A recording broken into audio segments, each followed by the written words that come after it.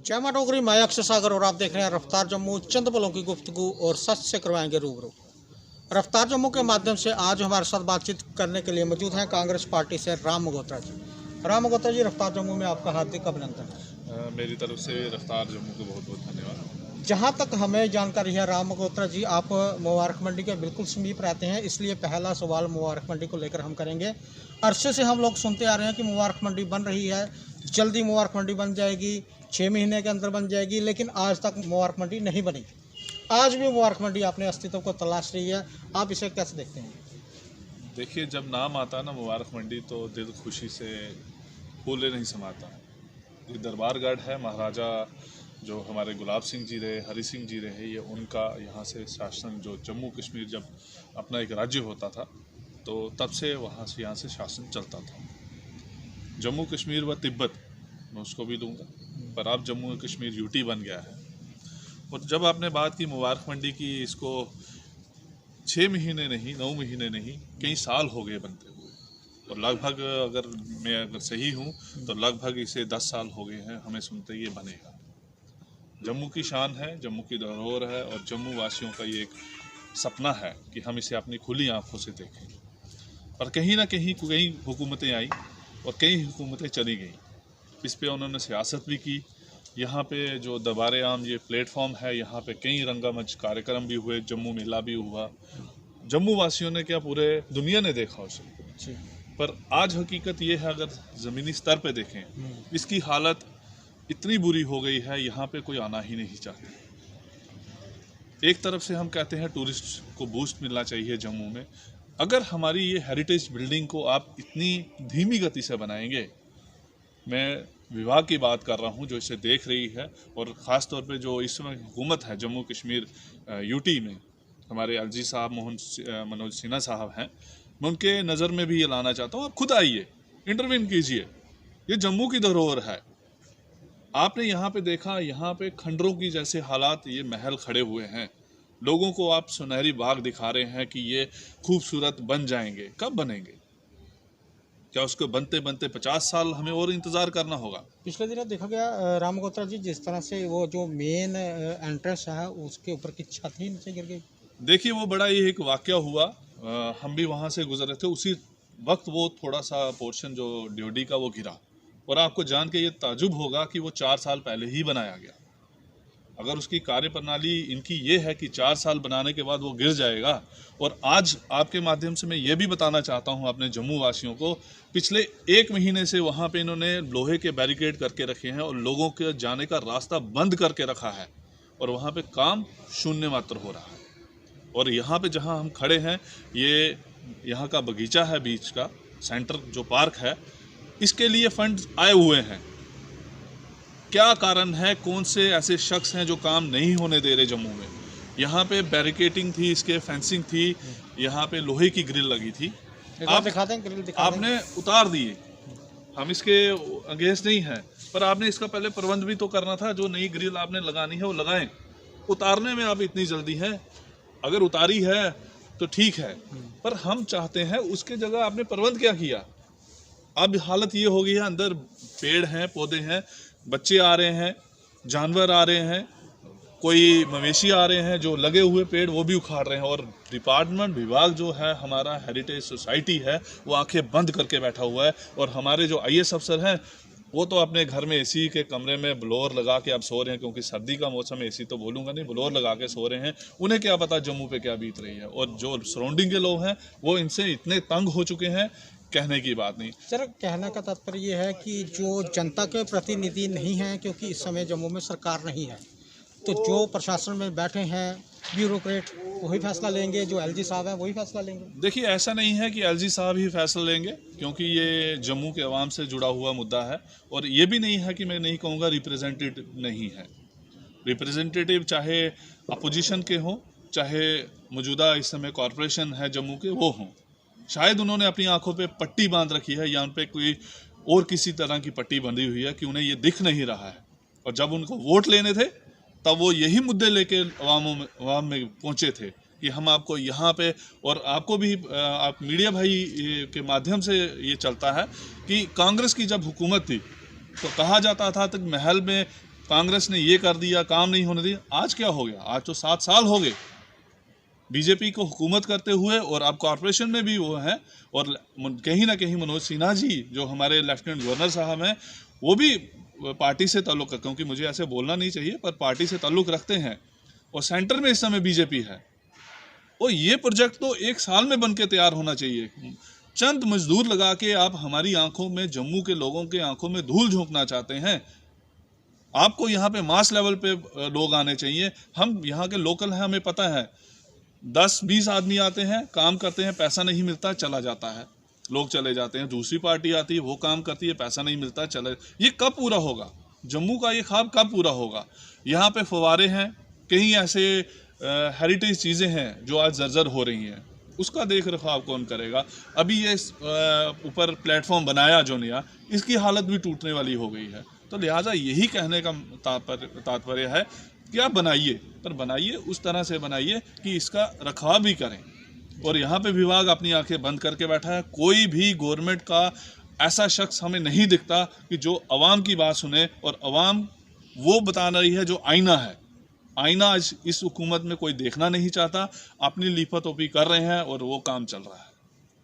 राम जी, भारत सरकार द्वारा हिंदुस्तान के 100 शहरों को स्मार्ट सिटी में तब्दील किया जाएगा, जिसमें हमारा जम्मू कश्मीर भी शुमार है। आप देख रहे हैं कि जम्मू कश्मीर में स्मार्ट सिटी के चलते कुछ कार्य किए जा रहे हैं। क्या लोगों को जो मूलभूत सुविधाएं हैं वो मिल पा रही हैं स्मार्ट सिटी के तहत? देखिए, स्मार्ट सिटी बनना जम्मू कश्मीर का बहुत ही अच्छा है, और हर एक का सपना है कि स्मार्ट बनना। एक बच्चा भी है, आज उसे बोले कि स्मार्ट, वो भी खुशी से अपना समाता नहीं है। तो ये तो शहर हमारा खूबसूरत बनने जा रहा है, तो उसके लिए हम भारत सरकार को धन्यवाद करते हैं। क्या वाकई वो ज़मीनी स्तर पे बन रहा है? स्मार्ट किसे कहते हैं? स्मार्ट कहते हैं हर एंगल से स्मार्ट, शक्ल से, सूरत से, दिमागी तौर पे, और लिबास से भी। यहाँ पे आप जम्मू शहर में घूमिए, मुझे स्मार्ट एक तरीके से बताइए कहाँ पे स्मार्ट है? क्या हमें आज जल जो है वो स्मार्ट तरीके से मिल रहा है? क्या हमें बिजली आज स्मार्ट तरीके से मिल रही है? क्या हमारे बच्चों को जो एजुकेशन मिल रही है वो स्मार्ट तरीके से मिल रही है? मैं जब ये एजुकेशन की बात कर रहा हूँ, ये मैं गवर्नमेंट दायरे की बात कर रहा हूँ, प्राइवेट सेक्टर की नहीं। और हमारा जो हेल्थ स्ट्रक्चर है, क्या वो स्मार्ट तरीके से मिल रहा है? हमारी जो लेन्स एंड ड्रेन्स एंड जो रोड्स हैं वो क्या स्मार्ट है? हमारी ट्रैफिक जो लाइट सिस्टम है वो स्मार्ट है? खर्च जरूर किया है ट्रैफिक विभाग ने, कैमरे लगा के और लाइट्स लगा के, क्या वो यूज़ हो रही हैं?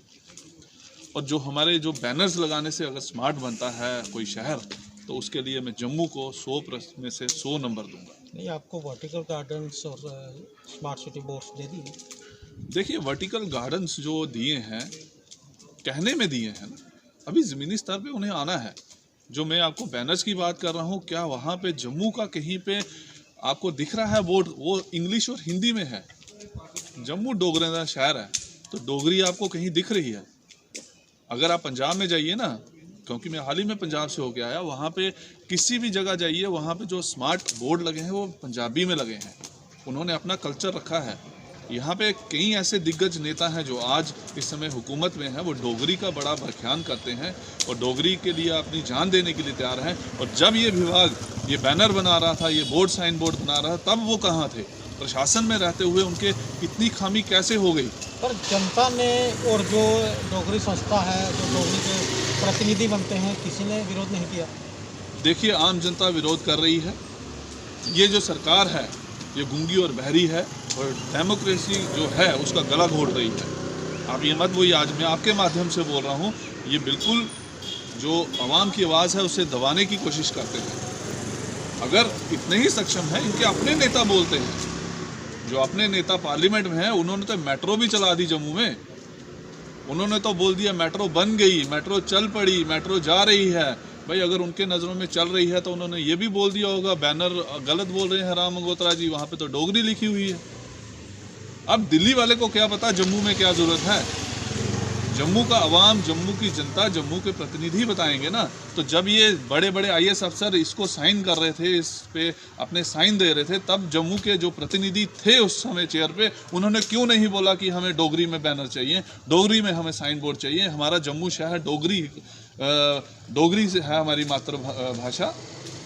हम ये इंग्लिश और हिंदी का विरोध नहीं कर रहे, पर हमारी आइडेंटिटी डोगरी है, हम डोगरे हैं, हमारी शान डोगरी, हमारी बोली डोगरी। तो कहीं ना कहीं तो वो बताइए। आप ऐसे बोलते हैं 7th शेड्यूल में हमें बच्चों को पढ़ाना चाहिए, आपने कहीं रखा ही नहीं डोगरी। आज हमारा कल्चर आपने पूरा ख़त्म कर दिया। आज हमारा जो यहाँ पे जम्मू मेला लगता था, फेस्टिवल चलते थे, कहाँ गए? हमारे यह जो दरबारगढ़ में इतना आलीशान आज़ाद साहब के टाइम एक जम्मू मेला हुआ जो आज तक पूरे वर्ल्ड में जाना जाता है, लेज़र शो हुआ। इस हुकूमत में क्या हुआ सिवाय यहाँ पे बंजर बनाने के और रोडों का जो हालत देखी है, कहाँ स्मार्ट है? पढ़ाई का सेक्टर देख लीजिए, उसमें गवर्नमेंट स्कूल इतने डिफंग हो गए हैं, हर एक बच्चा प्राइवेट स्कूल में जा रहा है। आप अपने स्मार्ट तरीके से क्लासेस लीजिए, स्मार्ट क्लासेस बनाइए, क्यों नहीं जाएगा? हेल्थ सेक्टर में ये हालत है, आपकी बिल्डिंगें तो बन गई, बिल्डिंग में अंदर स्टाफ कहाँ से आएगा? जो लोगों को चीज़ ज़रूरत है, आज मैं आपके माध्यम से ये भी बताना चाहता हूँ, वहाँ पे जो गरीब आदमी जाता है, आपने आयुष्मान भारत कार्ड बनाया, क्या आपने वो बड़े बड़े अफसरों ने ये नोटिस किया कि वो आयुष्मान भारत क्या यूज़ हो रहा है कि नहीं हो रहा? मैं आपके माध्यम से बताना चाहता हूँ, मेरी मदर की उम्र इस समय 5 ईयर्स हो गई है। तो मैं जब वो कार्ड बनाने गया, ना उनके फिंगरप्रिंट स्कैन हुए, ना उनकी आई स्कैन हुई। मैं सीईओ साहब के पास गया, मैंने बोला आप बताइए कैसे कोई आपको डॉक्यूमेंट चाहिए? बोलते नहीं, ये नहीं बन सकता। ये सिर्फ एक मेरी माता जी का सवाल नहीं है, ऐसी कई महिलाएं होंगी, कई बुजुर्ग होंगे जिनको उस कार्ड की आवश्यकता है। जब उनको यूज़ ही नहीं हो सकता, किसी अधिकारी के पास वो अधिकार ही नहीं है जो देख सके, तो ऐसे कार्ड को लेके आप क्या साबित करना चाहते हैं? इसीलिए मैं कहता हूँ स्मार्ट बनना, कहना और बनना बड़ा फ़र्क है। इस गवर्नमेंट की करनी और कथनी में फ़र्क है। ये विज्ञापन दे सकती है, ये साइन बोर्ड लगा सकती है, ये सब कुछ कर सकती है। ये लोगों की दिल की मंशा और दिल की आवाज़ जो पहचाननी है, उसमें ये नाकाम है। आने वाले वक्त में अवाम भी इनको बताएंगे और जनता भी इनको बताएगी कि आपने जम्मू के साथ कितना बड़ा धोखा किया है। राम जी, कांग्रेस पार्टी की तरफ से आपको वार्ड नंबर 1 का प्रेसिडेंट बनाया गया है। जब से कारपोरेशन बनी है, आप अपने वार्ड नंबर 1 में कितना विकास देखते हैं, या आपके हिसाब से विकास यहाँ पर हो पाया है या नहीं हो पाया? देखिए, कॉरपोरेशन बनी है, कॉरपोरेशन लोगों के लिए बनती है और लोगों के द्वारा चुना गया नुमाइंदा कॉरपोरेटर बनता है। वार्ड नंबर 1 की अगर मैं बात करूं, लोगों ने चयन करके कॉरपोरेटर तो चुन लिया और आज मुझे कहते हुए भी हर्ष है कि वो इस समय डिप्टी मेयर हैं। पर जब मैं वार्ड की हालत देखता हूं, तो वार्ड की हालत देख के शायद ही कोई बोल सकता है कि ये डिप्टी मेयर का वार्ड है। कहने का तात्पर्य यह है कि अगर यहाँ की गलियों की हालत देखें कि वहाँ की हालत इतनी खस्ता है कि कहीं जगह इतने खड्डे बन गए हैं कि उसे भरने के लिए हमने भी कई बार कमिश्नर के पास गए, मैं खुद गया, रिटर्न में हमारे पास है। मैडम ने आगे फॉरवर्ड किया है कि आज 1 साल हो गया है, उस पर कोई कार्रवाई नहीं। हम यहाँ से चल रहे हैं, ये अंधेरी गली है, ये हालत देख लीजिए, ये ड्योडी की, इसके लिए भी विभाग को दिखाया गया पर आंखें उनकी बंद है। ये पूरा नाला है, ये पूरा चौक है, विभाग की आंखें बंद हैं। कई ऐसी गलियां और नालियां हैं जहां बंद है, जहां पे विभाग की नजरें बंद रहती हैं। कारण क्या है वो वही जान सकते हैं, क्योंकि सीवरेज का प्रोजेक्ट भी इन्हीं के पास है। सीवरेज का आज ये हालत है कि आज कोई कनेक्टिविटी नहीं है वार्ड नंबर 1 में। आप सफाई पे ले लीजिए, सफाई का ये हाल है, जगह जगह कूड़ा लगा हुआ है, गंदगी के आलम है। कहने को तो इन्होंने स्वच्छ भारत अभियान जो शुरू किया था जम्मू म्युनिसिपल कॉर्पोरेशन, कई करोड़ों रुपए खर्च किए, पर शर्म आती है ये सेल्फी अभियान बन गया। और कई ऐसे दिग्गज नेता, मैं नाम नहीं लूंगा, कई ऐसे दिग्गज नेता झाड़ू लेके रोड पे सफाई करते चले, पर अगर उन्हें साके सफाई करनी थी तो गंदगी को साफ करते, और एक दिन में सफाई कूड़ा तो साफ होता नहीं है। आपके सामने ही यहाँ पे कूड़ों का ढेर लगा हुआ है।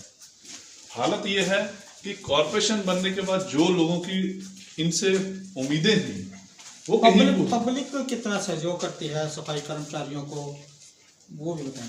देखिए, ये आपने बड़ा अच्छा प्रश्न पूछा कि पब्लिक का क्या सहयोग है।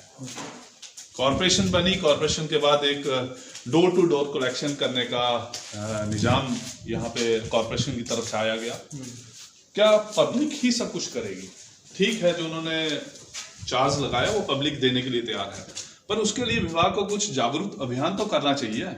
मैंने खुद हेल्थ ऑफिसर जो म्यूनसिपल कॉर्पोरेशन के हैं उनको मैंने आग्रह किया, हमारे सुपरवाइजर को हमने आग्रह किया, आप हमारे वार्ड में आइए, एक प्रोग्राम कीजिए, लोगों को अवेयर कीजिए और लोग उससे अवेयर होंगे। आपको जैसे आपका प्रोग्राम होगा वैसे लोग भी आपके साथ चलेंगे। हमने देखा कि जिस तरह ये कलेक्शन के लिए जाते हैं तो इस बार कुछ ऑफिसर्स सुपरवाइजर के साथ जा रहे थे और लोगों को कह रहे थे कि गीला कचरा सूखा कचरा, उसके बारे में थोड़ा। देखिए, गीला कचरा और सूखा कचरा एक आम आदमी वो इतना, घर में आप कूड़ेदान अगर मेरे घर में भी है उसमें गीला भी है और सूखा भी है, इतना तो मैं नहीं सक्षम, कोई नहीं है कि वो आपका गीला अलग करके रखेगा और सूखा। ये कहीं ना कहीं कॉर्पोरेशन को अपने लेवल पे करना है। हाँ, एक व्यक्ति के रूप में मेरा ये कर्तव्य जरूर है कि मैं कूड़ा जो है कूड़ेदान में डालूं। और यहाँ पे ये हो गया है कि जैसे हम अपने मोहल्ले की बात करता हूँ, वार्ड नंबर 1 की, ऐसा नहीं है, कई लोग पैसे देते हैं, जो उन्होंने शुल्क 100 रुपया लगाया था वो देते हैं, पर वो लोग कहाँ हैं जो लोग शुल्क नहीं देते? विभाग उनके बारे में क्या सोचता है? यहाँ पे है जो काम दे रहा है उसका भी भला, जो ना देगा उसका भी भला। ऐसे काम नहीं चलता, रूल सबके लिए एक है। ये आपके सामने देख लीजिए, ये अंधेरी गली है, इसका आलम यह है, ये कूड़ों का ढेर लगा है, ये कॉर्पोरेशन ने लगाया है। क्या इनका चालान नहीं कटना चाहिए? क्या इनके ऊपर नकेल नहीं कसनी चाहिए कि भाई ऐसी गंदगी क्यों फैलाई गई? और यहाँ का जो सिस्टम है उसको सुधारने की जरूरत है।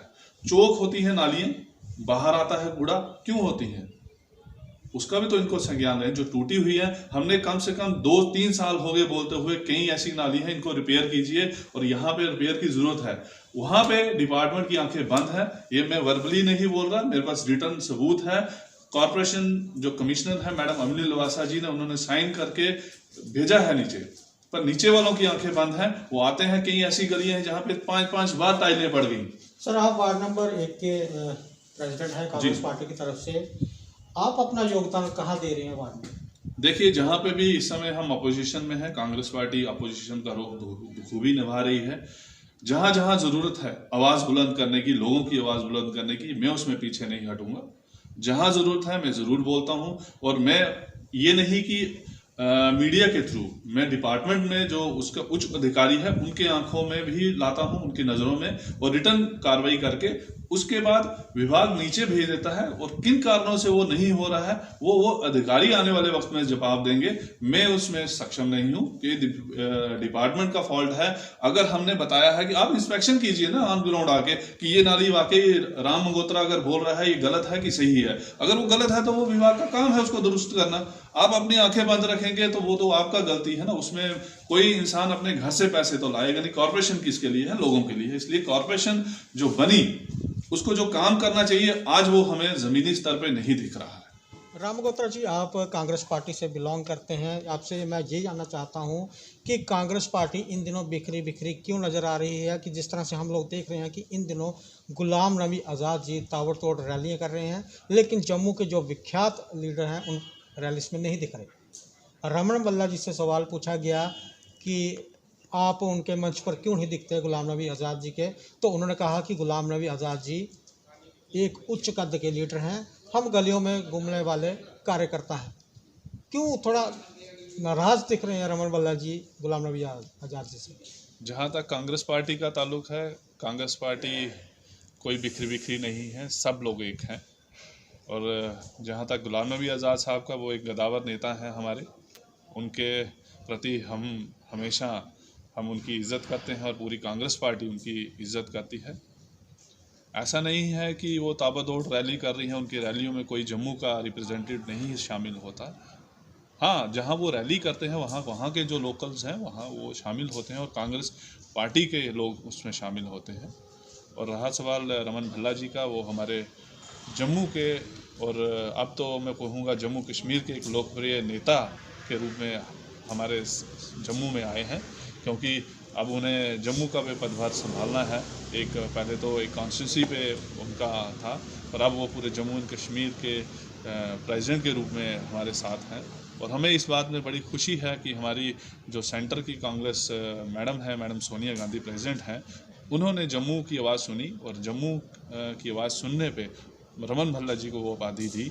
और हमें भी खुशी है कि अब हम अपनी आवाज़ वहाँ तक पहुँचा सकते हैं कि जहाँ तक पहले नहीं पहुँचती थी। राम जी, एक बात आपसे जानना चाहेंगे कि कांग्रेस पार्टी के अंदर G23 का क्या मामला है? देखिए ये G23 या कुछ भी है, ये एक मीडिया के थ्रू चलाया गया, ऐसा कुछ नहीं है। कांग्रेस एक है, कांग्रेस एक ही रहती है और कांग्रेस कमांड जो है वो एक ही के हाथ में है। और यहाँ पे हाँ विचारों की लड़ाई होती है, यहाँ पे मेरे विचार अलग हो सकते हैं, किसी और कांग्रेस भाई के विचार अलग हो सकते हैं, पर जब फैसला होता है तब वो सबके लिए एक होता है। जो समर्थक हैं आज़ाद साहब के, उनका तरफ से कहना है पीर मीर फकीर नहीं चलेगा, इस पर सिर्फ आज़ाद चलेगा। नहीं, मेरे को तो ये पता नहीं है किसने कहा और मैं इस पर कोई टिप्पणी भी ये नहीं आपके कर सकता। डॉक्टर मनोहर लाल जी हैं, उन्होंने कहा। देखिए इसके लिए आप उन्हीं से प्रश्न कीजिए तो वो अच्छी बात है। ऐसा कुछ नहीं है। मीर साहब हमारे पार्टी अध्यक्ष हैं, इस समय वो कांग्रेस पार्टी के पार्टी अध्यक्ष हैं, हमारे पार्टी अध्यक्ष हैं, और कांग्रेस पार्टी का अध्यक्ष होने के नाते ऐसा बयान कोई नहीं दे सकता। अगर किसी ने दिया है अपने पर्सनल लेवल पे दिया तो उसका उत्तर वही दे सकता है। हमारे लिए हमारा पार्टी अध्यक्ष, हमारी उनकी गाइडलाइंस, हम उसी के नक्शे कदम पे चलते हैं। और कांग्रेस का यही है कि पार्टी के प्रति लॉयल रहिए और पार्टी के प्रति ही लॉयल रहना है। सर वो जो आपके लीडर्स थे जिन्होंने इस्तीफे पेश किए दिल्ली में, वो कहा जाता है कि वो आज़ाद साहब जी के समर्थक थे, और वो कह रहे हैं कि मीर साहब के चलते पार्टी का विस्तार जम्मू में नहीं हो पाया, और आपकी दिल्ली जो हाई कमान है उनमें से 4 लोगों के इस्तीफे कबूल भी कर लिए गए, शायद जो बाकी बचे हैं उनके भी कबूल किए जाएंगे या नहीं किए जाएंगे, इस पर कैसे देखते हैं? देखिए मैंने आपको पहले ही कहा, आपके प्रश्न में ही आपका जवाब आ गया। हमारे यहाँ विचारों की लड़ाई तो होती है और बड़ी अच्छे तरीके से होती है, पर ये जो आप बोल रहे हैं इस्तीफे दिए गए, किसी के कहने पे दिए गए, ऐसा कुछ नहीं है। जिन्होंने भी दिए हैं वो हाई कमांड का फैसला है। इसमें ना तो मैं अपना कोई शब्द जोड़ना चाहता हूँ ना ही कुछ। अगर उन्होंने दिए हैं किसी समझ के दिए, उन्होंने दिए होंगे, और किस कारणों से दिए गए ये वही जाने। हमें काम है एक कांग्रेस वर्कर के नाते, हमें अवाम की जो बातें हैं, आज जो अवाम हमारी जम्मू की जिन मुद्दों के लिए वो जूझ रही है, जो उन्हें सुनहरी बाग दिखाए गए, हम अपोजिशन में हैं।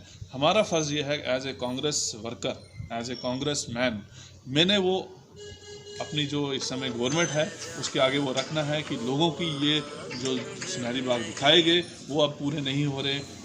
कितनी ऐसी खामियां हैं जो नहीं पूरी हो रही, उसके लिए हमें लड़ना है। जो कांग्रेस पार्टी जो आपने अभी बात की, इसके लिए अगर कुछ किसी ने कहा है या किसी ने किया है, वो हमारी high command madam president Sonia Gandhi ji हैं, उनके संज्ञान में आया होगा। जो उन्होंने उचित समझा होगा उसके ऊपर वो कार्रवाई करेंगे। राजी आने वाले दिनों में जल्द ही जम्मू में चुनाव होंगे, आप कांग्रेस पार्टी को कहाँ देखते हैं इस समय जम्मू कश्मीर? देखिए हम ज़मीनी स्तर पे हैं और हम लोगों के जो मुद्दे हैं उनको लेके चल रहे हैं, और लोग भी इस समय बड़ी अच्छी तरह से देख रहे हैं कि क्या उनके साथ हो रहा है। और पिछली जो हुकूमत रही है अभी, तो उनकी करनी और कथनी में कितना फ़र्क रहा है। इन सब मुद्दों को लेके लोगों के बीच में हम जाएंगे, और मुझे उम्मीद है आने वाले वक्त में लोग भी अन्याय जो उनके साथ हुआ है अब वो इंसाफ चाहते हैं, और उन्हें उनका जो कांग्रेस के साथ जो पहला प्यार था वो हमें पूरा मिलेगा। और आने वाले वक्त में कांग्रेस एक अच्छे अंक लेके लोगों के बीच में रहेगी। राम जी, रफ्तार जम्मू से बात करने के लिए आपका बहुत बहुत धन्यवाद। मेरी तरफ से आपकी पूरी टीम को और रफ्तार जम्मू को मेरी तरफ से बहुत बहुत धन्यवाद कि आपने अपना कीमती समय निकाला और मुझे भी मौका दिया जम्मू की आवाम के सामने आना। ये थे कांग्रेस पार्टी से राम मगोत्रा जी। काफ़ी सारी इनसे बातें हुई और इन्होंने अपने विचार हमारे साथ साझा किए, और काफ़ी जो इनके जवाब थे नापे तोले हुए थे, क्योंकि इनकी भी जवाबदेही रहती है। आगे भी देखते रहें रफ्तार जम्मू। जय जम्मू, जय भारत।